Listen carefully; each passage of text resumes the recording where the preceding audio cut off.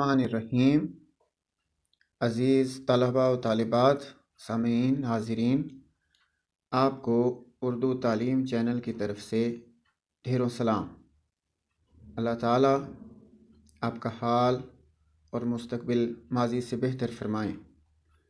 बहुत से तलबा व तालिबात ने ये फ़रमाइश की कि उन्हें उर्दू का बोर्ड का पेपर इंटरमीडिएट का हल करने के लिए बेहतर तजावीज़ दी जाएं और कोई ऐसा मरकज़ी कोई तरीका बताया जाए कि जिसके मुताबिक वो पेपर हल करें और उसमें से ज़्यादा नंबर ले सकें।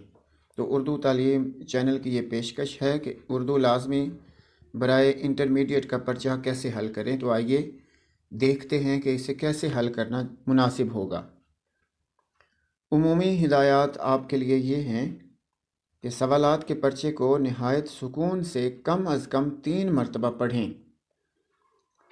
सवालात हल करते हुए वक्त का ख़ास ख़याल रखें। आपके पास कुल 3 घंटे होते हैं। उन 3 घंटों में से आधा घंटा मारूज़ी तर्ज का होता है और इंशाई तर्ज के लिए सिर्फ़ 2 घंटे 30 मिनट बचते हैं, लिहाजा वक्त का ख़ास ख़याल रखा जाए।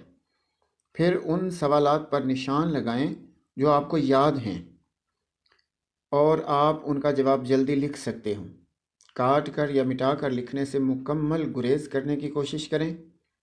जवाबात मिनोअन, मुकम्मल और जामे लिखें, मगर बेजा तवालत से गुरेज करें। अशआर की तशरीह में शायर का नाम दर्ज करें। गज़ल के अशआर की तशरीह अलग अलग करें। अलबत्ता नज़्म के अशआर की तशरीह इकट्ठी ही करनी चाहिए क्योंकि वो एक ही उन्वान पे होते हैं।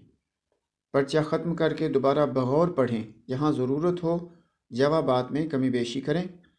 हाशिया सिर्फ दाईं तरफ लगाएं। अब पर्चे की पेशकश यानी प्रेजेंटेशन कैसी होनी चाहिए। तो इंटरमीडिएट में साल दोम में सवाल नंबर 2 उसका जुज़ अलिफ होता है कि मंदरजा झैल हिस्सा नज़्म के अशआर की तशरीह करें, शायर का नाम और नज़्म का उन्वान तहरीर करें। तो इसके लिए आपने वक्त लेना है 15 मिनट। नज़्म के अशआर की तशरीह इसी तरह आप लिखेंगे। सवाल नंबर 2 अलिफ हिस्सा नज़्म, नीचे लिखेंगे नज़्म के अशआर की तशरीह। सबसे पहले नज़्म का उन्वान, दूसरी सत्र पे शायर का नाम। अच्छा, अशआर की तशरीह यहाँ पर शेर दोनों लिख देने चाहिए। शेर के बाद मफ़हूम भी लिख सकते हैं। अशआर की तशरीह करने से पहले शेर लिखा, फिर उसके बारे में बताना है। जैसे ये शेर है, न मज़लूम की आहोजारी से डरना, न मफलूक के हाल पर रहम करना। तो आप लिखेंगे मौलाना अल्ताफ़ हुसैन हाली का शुमार उर्दू के बुलंद पाया शायरों में होता है। फिर शायर का मुख्तसर तारुफ़ दीजिए। हो सके तो जिस किताब से ये नज़्म ली गई हो उसका भी मुख्तसर सा तारुफ़ पेश कर दें। अब तशरीह का मरहला है। तो आप लिखेंगे इस शेर में शायर ने अमीर लोगों की ख़राबियों को बयान किया है कि जिनके सबब से कौम ज़वाल का शिकार होती है। फिर आगे आप इसकी तशरीह लिखते जाएंगे। हवाले का शेर जब आप लिखेंगे तो उससे पहले और बाद में एक सत्र खाली छोड़ें और तमाम हवालाजात मार्कर से लिखने चाहिए। जैसे इस शेर की तशरीह करते हुए आप हवाले का ये शेर लिख सकते हैं, कहीं बदनसीबी ने पीछा न छोड़ा, कई भेस बदले कई रूप धारे। नज़्म के दोनों अशार की तशरीह इकट्ठी करें जो कम अज़ कम 3 सफ़हात पर मुश्तमिल हो। हवालाजात यानी आयात हों, अहादीस हों, उनके तराजुम हों, किसी का कौल हो, वो मार्कर से लिखें। हवाला जाती अशार 2 से 4 लाजमी होने चाहिए। बार बार अल्फाज का टकराव न हो। ख़त अच्छा ना हो तो साफ साफ और मुनासिब फासले पे अल्फाज लिखें। इसी सवाल का हिस्सा बे हिस्सा गज़ल आप लिखेंगे। हिस्सा गज़ल शेर नंबर 1। तमाम अशआर अलग अलग तशरीह अशार की होनी चाहिए। मसलन اقبال رحمۃ اللہ علیہ کا یہ شعر ہے، اے طائر لا ہوتی اس رزق سے موت اچھی جس رزق سے آتی ہو پرواز میں کوتاہی۔ شعر لکھنے کے بعد مارکر ہی سے لکھیں شاعر کا نام، مفہوم لکھیں، مفہوم 2 سطروں میں لکھیں، مختصر ہو، جامع ہو، اور اس میں کسی تفصیل میں جانے کی ضرورت نہیں ہے۔ پھر ایک عنوان دیں گے آپ تشریح مارکر سے، پھر لکھنا شروع کر دیں گے تشریح طلب شعر میں شاعر فلاں بات کر رہا ہے، فلاں بات کر رہا ہے۔ حوالے کے اشعار ضرور لکھیں۔ ہر شعر کی تشریح 1 سے 1.5 صفحے پر مشتمل ہونی چاہیے۔ پھر سوال نمبر 3 آتا ہے، وہ ہوتا ہے پیراگراف کی تشریح۔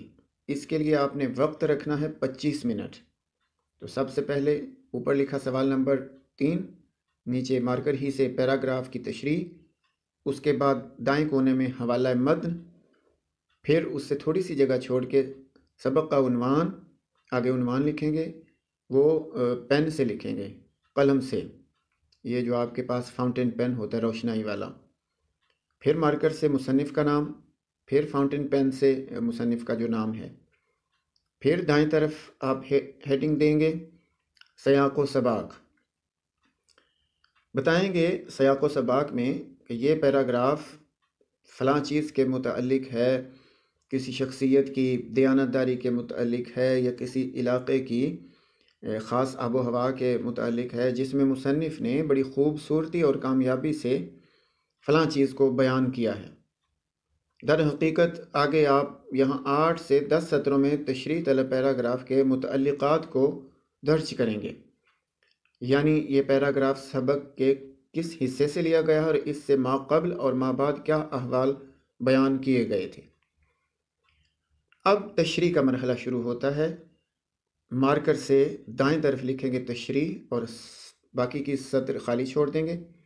پھر آپ لکھنا شروع کریں گے پیراگراف کی شکل میں، تشریح طلب پیراگراف میں مصنف نے فلاں فلاں فلاں چیزیں بیان کرتے ہوئے بتایا ہے کہ، اب جو بھی پیراگراف کی تشریح بنتی ہو۔ تشریح اصل عبارت سے 3 گنا زیادہ ہونی لازمی ہے، تشریح کرتے ہوئے متن کا مفہوم ہرگز گم نہ ہونے پائے۔ پھر سوال نمبر 4 آتا ہے، سبق کا خلاصہ تحریر کریں۔ تو 2 اسباق دیے ہوتے ہیں، ان میں سے ایک کا لکھنا ہوتا ہے اور ساتھ مصنف کا نام دینا ہوتا ہے۔ تو آپ ہر سوال نئے صفحے سے شروع کریں گے۔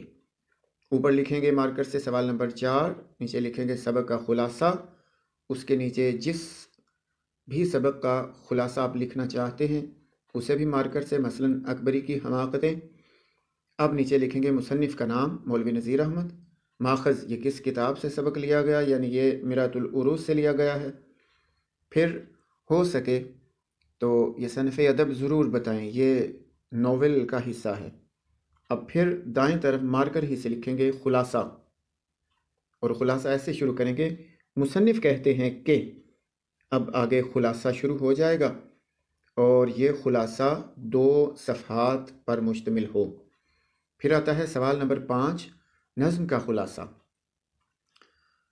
اب اس کے لیے آپ نے 5 منٹ دینے ہیں، کیونکہ یہ 5 نمبر کا سوال ہوتا ہے، اور یہ کتنی طوالت ہوتی ہے نظم کے مطابق ہوتی ہے، کوئی آدھا صفحہ بن جائے گا۔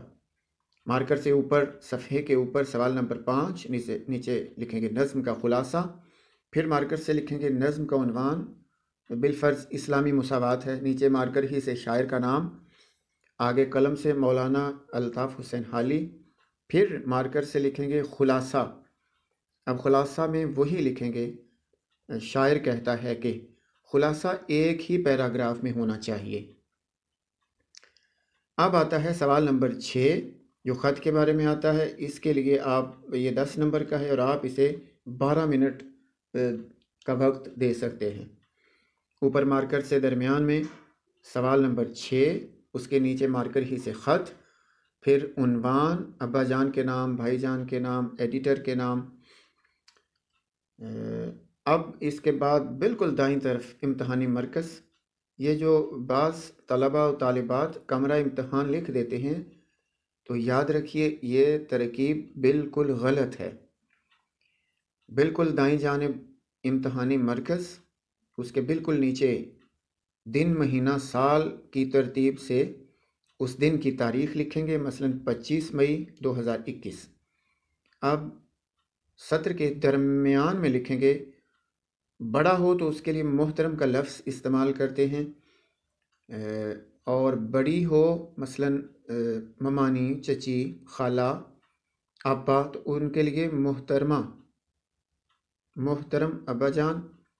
इसके साथ भी अस्सलामु अलैकुम लिखा जा सकता है और नई सत्र पे भी अस्सलामु अलैकुम लिखा जा सकता है। फिर यहाँ से आप तुमहीदी कलिमात लिखेंगे, जैसे अल्लाह ताला का शुक्र है कि आपकी तरफ से गिरामी नामा मौसूल हुआ वगैरह। उसके बाद नफ्स मज़मून तहरीर करें, फिर अपना असल मुद्दा बयान करें। आखिर में हमेशा इख्तितामी कलिमात, दुआइया कलिमात, और छोटे हों तो उन्हें नसीहत और बड़े हों तो उनके अदब व आदाब को मलहूज़ ख़ातिर रखते हुए ये लिखते हैं। ख़त 1.5 से 2 सफ़हात पर मुश्तमिल होना चाहिए।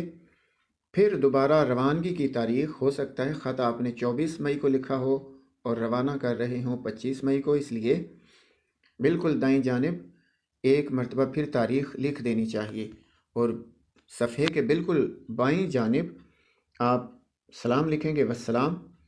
आपका बेटा, भतीजा, भांजा, भाई, दोस्त, मुखलिस, और उसके बाद अपना नाम ज़ाहिर नहीं किया जाता, अलिफ बेजीम लिख दिया जाता है।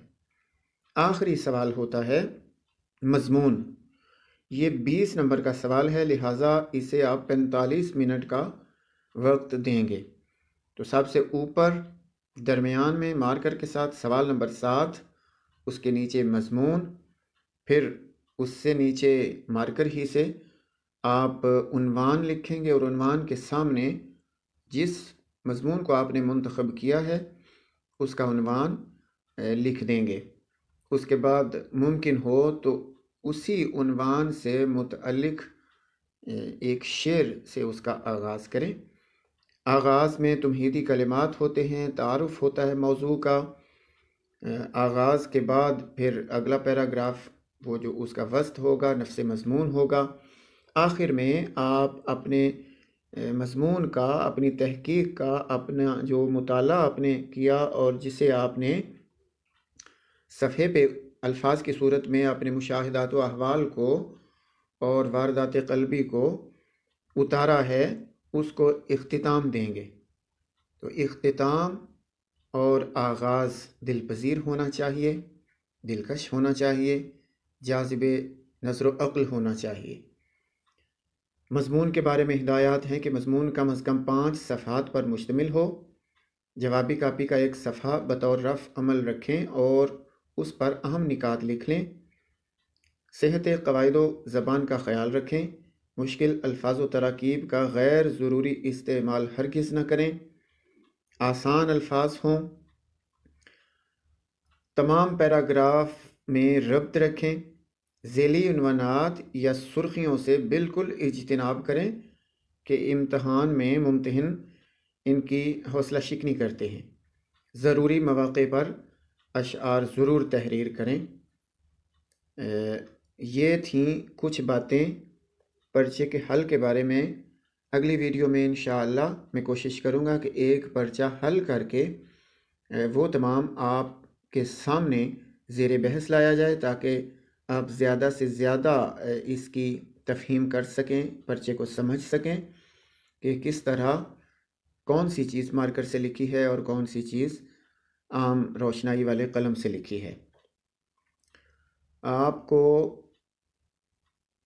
किसी किस्म का कोई सवाल पूछना हो तो नीचे कमेंट्स बॉक्स में आप पूछ भी सकते हैं। इंशाअल्लाह कोशिश की जाएगी कि तसल्ली बख्श जवाब दिया जाए। तो खुदा हाफिज़। उर्दू तालीम चैनल की तरफ से ढेरों दुआएं। अल्लाह ताला आपको कामयाबियों से हमकिनार फरमाए। आपका मुखलिस मोहम्मद अकरम शाद। जज़ाकुमुल्लाहु ताला खैरा।